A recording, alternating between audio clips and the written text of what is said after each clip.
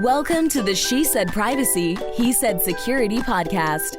Like any good marriage, we will debate, evaluate, and sometimes quarrel about how privacy and security impact business in the 21st century.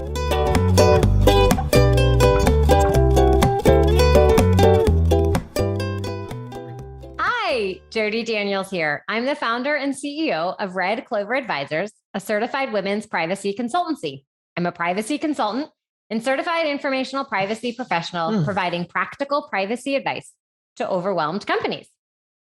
Hello, Justin Daniels here. I am passionate about helping companies solve complex cyber and privacy challenges during the life cycle of their business. I am the cyber quarterback, helping clients design and implement cyber plans, as well as help them manage and recover from data breaches. And this episode is brought to you by... Hello, drum roll. Need some coffee. Red Clover Advisors. We help companies to comply with data privacy laws and establish customer trust so that they can grow and nurture integrity. We work with companies in a variety of fields, including technology, SaaS, e-commerce, and media services. In short, we use data privacy to transform the way companies do business. Together, we're creating a future where there's greater trust between companies and consumers. To learn more, visit redcloveradvisors.com. Seems like Basil agrees. Yes, Basil the dog decided to come join our conversation as he always does. Yes, Basil's on my bad list today. We are not going to discuss. We should. No, we should not. All right. Well, let's focus on our guest. Yes, that's a great idea. And then we'll come back to Basil. Leave the poor dog alone. All right. So we're very excited today to have someone that Jody and I have gotten to know through LinkedIn and other fields, and that is Roy Smith, who is a lifelong entrepreneur who created PrivacyCheq to help mobile games comply with U.S. COPPA child privacy regulations in 2014. PrivacyCheq was the first to offer non-cookie-based consent management tools in 2016, and the company has built a reputation for innovation and user-centric design. Hello, Roy. Hi. What an intro. Well, Should I have we are excited to have you here. I have to say, Justin, when you said 2014, I haven't heard anyone say 2000 in so long. We keep doing this 20. Yeah. So that's all I could think about. I see. Roy, I apologize if my mispronunciation of that has led to any rancor, as has been pointed out to me by my lovely co-host. Sounded fine to me. It's all good. It's a long time ago. I know that. That's the point. It just keeps going. I actually was looking at files this morning from, let's see, now I'd have to say 2004 because it would be weird to say 24. 04. Yeah, like that doesn't work. So anyways, I was looking at my computer for files that old, which was a whole different ballgame. But Roy, speaking of experience over the years, please tell us a little bit about your career before starting PrivacyCheq and how you got to where you are today. Okay. I am a lifelong entrepreneur. I'm really not a privacy person. I've become a privacy person as a result of a company that I started. Didn't intend to be a privacy person, but my background is I began to write code when the IBM PC was initially introduced in 1981. I was actually working with a company that had an IBM PC before they were even released to the public. And we were writing little pieces of code using the debugger. There was no programming languages or anything. This is like sticks and bear skins and stuff. But as a result of that, I built a company which is called Turtle Beach Systems. We originally started as a music software company, but we ended up creating some of the first sound cards for PCs when PCs started to make sound in the early 90s.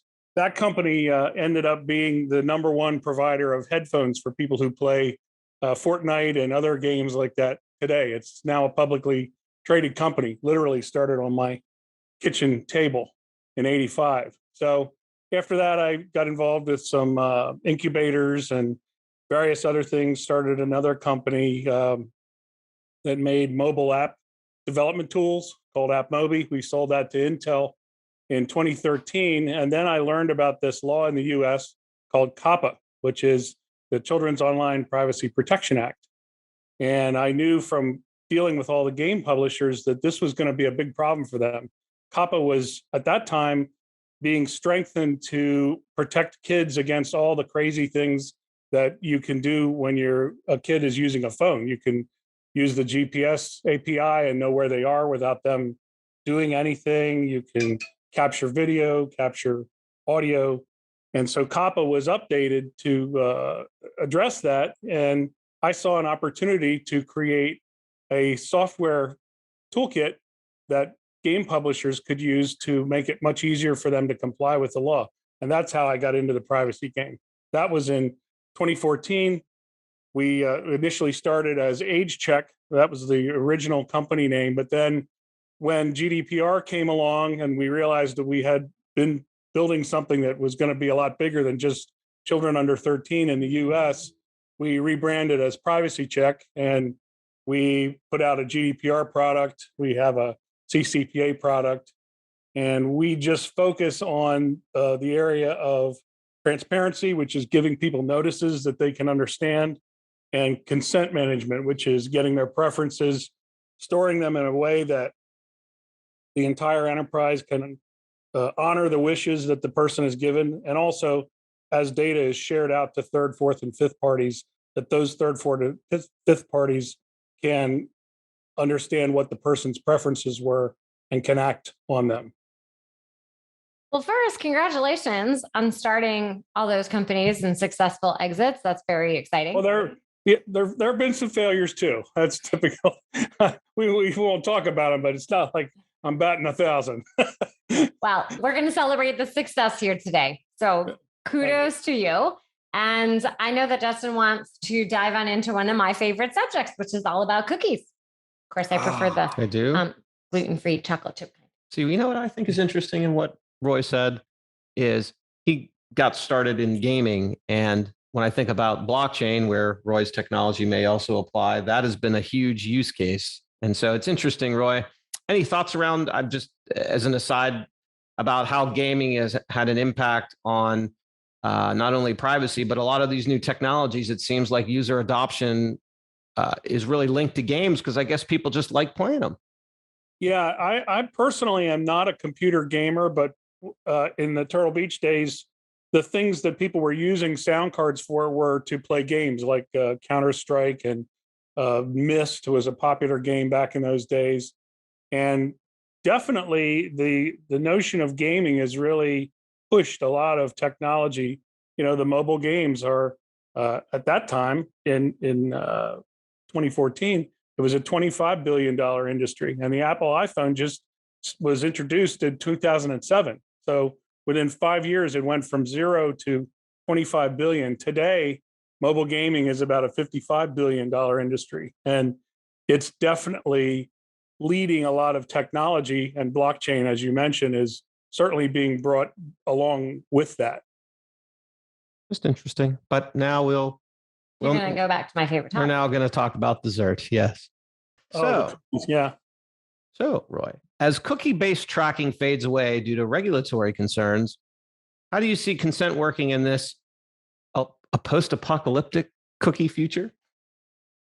Yeah, we always called it the cookie apocalypse because over the past 2 years, you know, the entire infrastructure that the ad world has built to play with cookies has been sort of shot holes in by Google and by the regulators, and it's all sort of crumbling to the ground now. But the answer to your question, we built our software before this whole cookie thing happened, and we did it in a logical way, which was we created a database that holds what we regard as the central source of truth. So with our system, when somebody gives their consent, they'll say, yes, I'm willing to accept emails. No, don't text me. No, don't give my information to other people. That stuff is stored in one central source of truth in a database up in the cloud. And our program makes it easy for the enterprise to know that when they need to know that. Like if they're going to do a mailing 3 weeks from now, they need to know if your consent is still valid, because you could have gone in a week from today when you gave your consent, and you could revoke it. And if they just assume that they have your consent because you gave it 3 weeks ago, that doesn't follow what the laws, GDPR and CCPA say. So you have to keep the person's preferences in a place where everybody within the economy of the data can get at it and know what those preferences are. And so cookies are the opposite of that, because when you come to my website and I store your preferences within your computer, tomorrow I can't know what those preferences were because you're not connected anymore. Or it's even if you go to a website but then you log in via your phone an hour later, to me, you're a completely different person. So if you gave your consent on your desktop, I don't know that when you log in on your phone, because the cookie is stored on your device. So it was never intended for what it's been used for. And it's, from a data processing perspective, it's ridiculous. And we're happy to see it go. But to answer your question, it has to be stored centrally, no different than financial information. Every company in the world has a general ledger that keeps track of their money, and there's only one copy of it. There's not 50 copies of it. What are your thoughts? We've mentioned GDPR that kind of got started on the cookie train, and now we have CCPA and an entire alphabet soup coming of different privacy laws. So what do you think is like your crystal ball of what's going to happen, and kind of tie that into this whole cookie conversation and where the industry is going to go and what privacy practitioners need to be thinking about?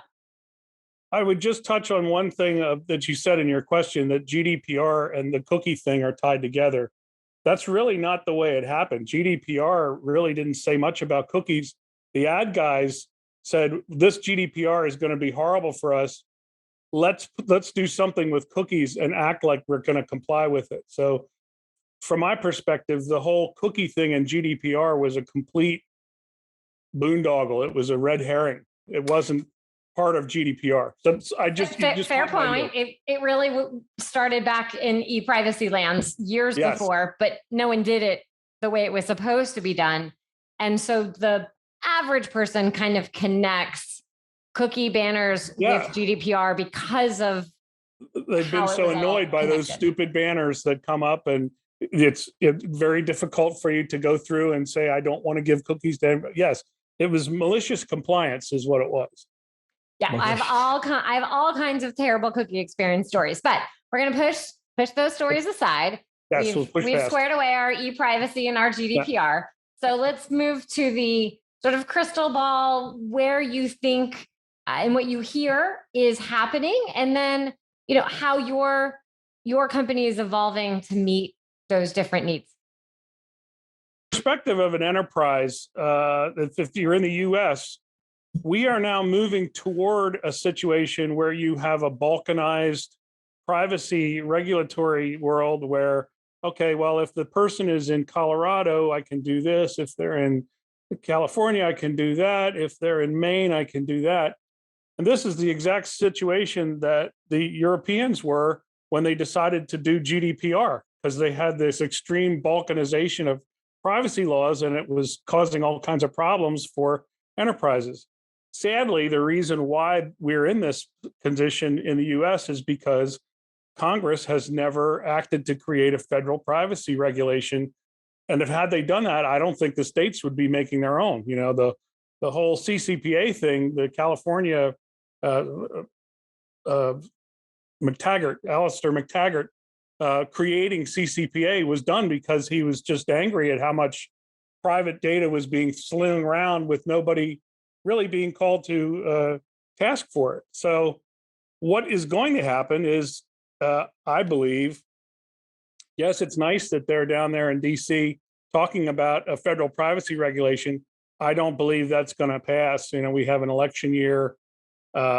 Just the way things work in DC, as I've learned in my 8 years of paying attention to it, I don't see that happening. So what's going to happen is you're going to continue to see more and more states having their own versions of privacy regulations, but if an enterprise has a footprint all over the United States, I believe if they comply with CCPA, they're going to be good to go. There's not going to be an enforcement problem for them if they violate some small part of the Nevada SB 220 in the way they operate.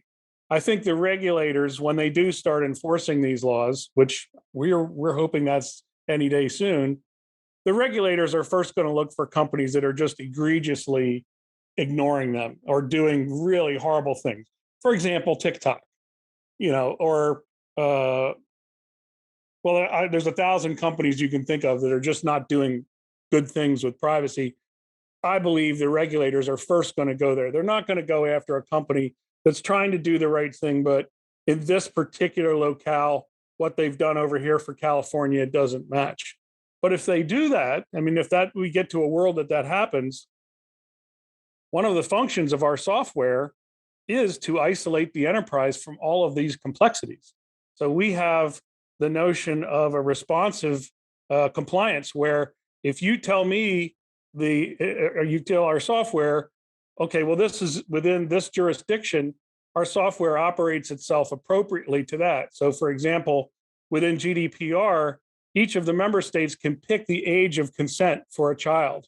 And the default is 13, but some states have chosen 14 and 15. So if you tell me you're operating in Spain where the age of consent is 15, our software will then operate. If somebody tells us that they're 13 or 14 years old, our software operates as though that's a child. But if that exact same session were to occur in the UK where the age of consent is 13, the software treats that person as not a child. They're not an adult, but there's special treatment that's done for children. So to answer your question, this complexity, this balkanized privacy world actually will drive people to use software like ours because we make it possible for them to integrate one thing and not have to worry, that then it becomes our job when CCPA is updated and it becomes CPRA. It's our job to look at that and say, well, what changes? What do we have to change? Obviously, we tell our customers if it requires a change on their part, but it might just require a change to our software. And it's our job to manage that. That's why you're paying the maintenance fees. You mentioned something, well, you mentioned lots of really interesting things. One of them was around TikTok. And since the beginning of your company had origins in children's data and protecting children, and on the show, we have guests from time to time to really talk about also how to protect children. I'd love to hear from your point of view, and specifically what you think TikTok is not doing well, so that we can help educate those listening. I hate to say it, but I don't really feel that I can comment on that because I haven't studied what TikTok actually does. I'm not a TikTok user. I'm aware that in the general public, they're known to be people who are run fast and loose with data. Recently, I think it was announced that a lot of the data that TikTok had is routinely shifted back to China. I remember reading that. So I'm going to refrain from having any detail because I really don't know enough about it. But generally speaking, for social media games or media items like that or games, COPPA is not a very good law. It's not written very well. It was written by people who didn't understand technology. And furthermore, the ad networks were able to get a couple of really big loopholes put into COPPA. And that's why we really haven't heard much about COPPA enforcements. There's a part of COPPA that says if you don't know that the kid that is running your game is a kid, you don't have to protect their privacy. So as Justin will know, as a lawyer, you're a lawyer, right? Allegedly. No, a recovering lawyer. That I've heard that one too. Nope, I'm a lawyer. Just one per family. When this you is my largest pro bono client right here. Yep. When you have a situation like that, people will make it their business to not know that that's a kid running their game, because if they know that, then they have to treat them appropriately. So COPPA, and I really don't have any detail to answer you on TikTok specifically, but certainly a lot of the games and the Twitch, the Amazon thing where people are watching incredible amounts of video. But as a non-gamer, it blows me away that you can have somebody who there'll be millions of people watching them play a game, but that's Twitch. I'm not as familiar in the gaming world either. I did Tetris as a kid, and that's about all. Oh, the Super Mario Brothers with the little boingy thing. Yeah, boingy thing. Yeah, you would like okay. Boing up. That's about all. Yeah, sure. Yeah. As you can tell, I'm not so keen on games. I don't know much. Okay. So, Roy, obviously, as part of the rise of privacy, a lot of technology is being built around privacy. You're a great example of that. What are your thoughts about how PrivacyCheq is helping solve privacy problems? And why don't you talk a little bit more specifically about the problem that your product solves? The change that has happened that makes it possible or required for products like ours is, in the past, when there was a privacy law change, the response of enterprises would be to get a lawyer to rewrite or make some changes to the privacy policy, which would be down, an 8-page legal document that's down in the footer of every web page. And these new laws like GDPR and CCPA require operational changes that have to be done everywhere data is ingested. That's a whole new thing. So if you look at a typical company's website, as we do, they probably ingest data 5, 6, 7 different places. And somebody from the IT department and somebody from the marketing department and possibly somebody from the legal department is going to have to write the notice that goes up. But the marketing guy is going to have to figure out what color is it going to be, how is it going to fit into the user flow. And the IT guy is going to actually have to integrate that stuff. That's the difference. So these new privacy laws are actually requiring technical changes to be made to websites, to mobile apps. And that's really the function that we provide, is we streamline and ease that process through use of APIs and other things. But the hard work still has to be done at every data ingestion point. It is certainly an operational piece. I love how you talked about that. Many might have thought, and initially it was, let's just update the privacy notice. There's still some people who think that today. Yes. Oh, we fight that battle every day, and I'm sure you do too. I do.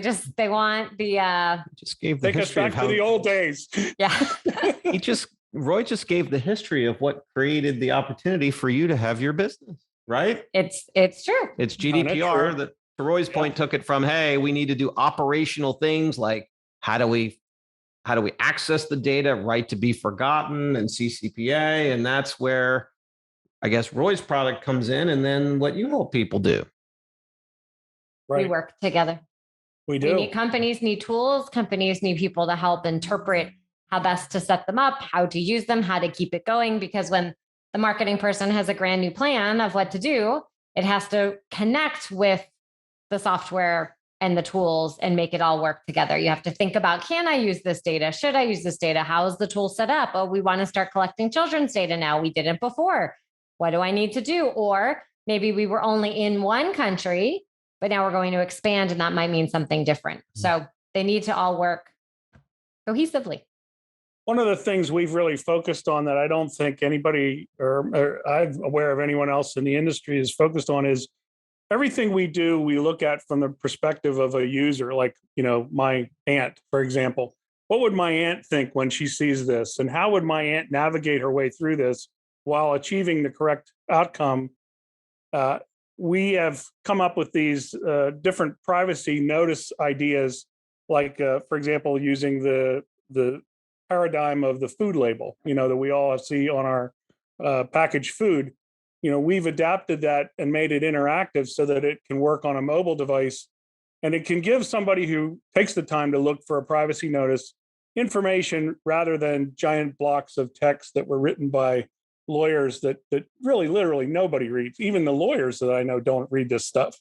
So by improving the user flow, the user experience of managing privacy, we hope to make our customers able to build much more trust with their customers, rather than obfuscating things and showing them these horrible cookie banners that everybody just clicks through to get rid of. we try to make tools that allow our customers to really make it work properly instead of get around it. Yes. And I just have to interject and say, anyone listening, do not create a cookie banner where when the user wants to not accept your cookies, you send them to a place and then force them to try and actually opt into the cookies. Real life story that I had, and it was terrible.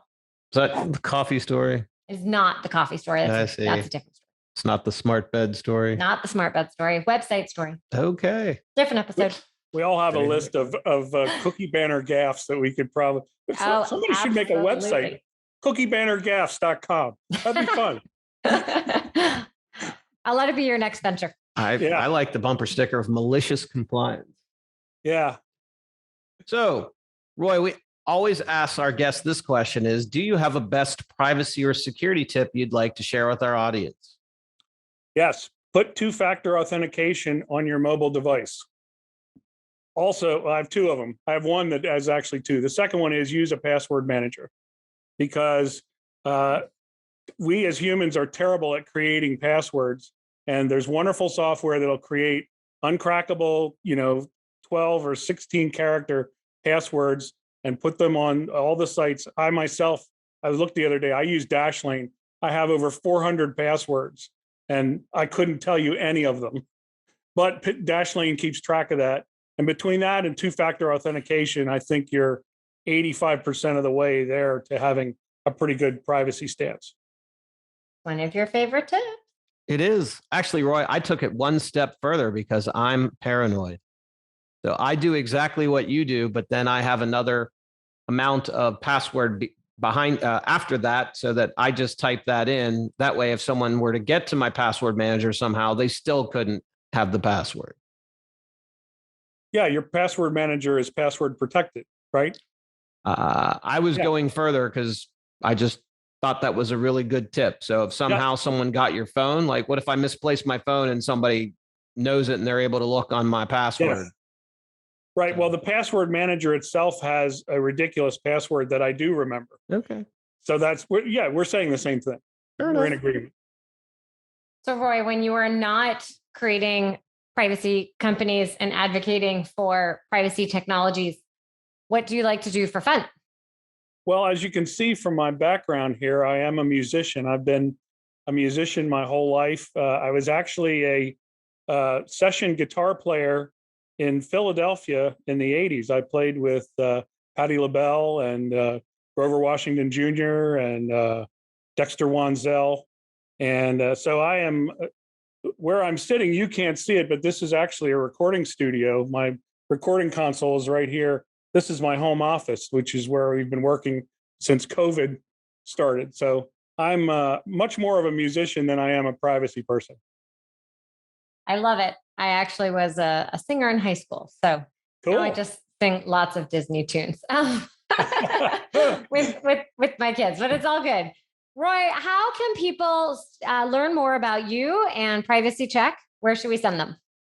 Well, probably the best place to go would be our LinkedIn page, or we have a Twitter, PrivacyCheq. Our website is really, you're not going to learn that much about us. It's more of a product site. If they actually want to learn more about who we are and what we think, I think if you looked at our LinkedIn page, that would give you a really good, you see some of the stuff we post. It's ironically, at LinkedIn, I post less about us and more about the industry, but on our page or our website, it's all about us. It's not about anybody else. I guess that's what you'd expect. Now that I think of it. Well, we're so grateful that you shared your story and all the great work that PrivacyCheq and your team members are doing here today. So thank you so much for joining. Thanks for having me. It's been a blast. Thanks for listening to the She Said Privacy, He Said Security podcast. If you haven't already, be sure to click subscribe to get future episodes and check us out on LinkedIn. See you next time.